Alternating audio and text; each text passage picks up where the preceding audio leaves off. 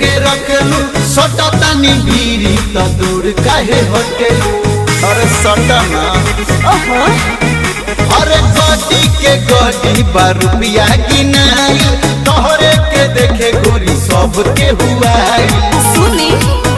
देह रुई नहीं होते के छुए खाते रहुआ लगोइले बानी रोटी अरे भले बानी साथ पायल वाले कारवाती करब ना हम साथ साथी होई नोट नहीं चुमना हो होठ रवा हमारा से दूर तने हटी अरे भले बानी साथ पायल वाले कारवाती करब ना हम साथ साथी हटी ना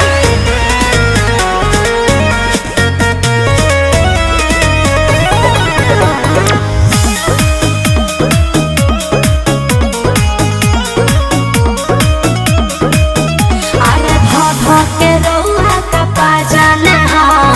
अतना में कतन मजा ले हो सच जबल पाकिट में गोरी हमारा भरल बाट धान जबल हवे रहब हो जबल भरी नहीं मन जबल भरी ए जी अरे नाच के नचनी ना होई तो करबो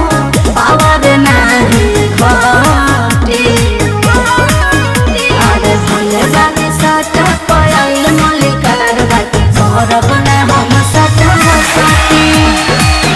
होई नोट नहीं चुना दे हम होठरावा हमरा से दूर तनी हटी अरे भले बानी साथ पायल मलिकार बाकी करब ना हम साथ साथी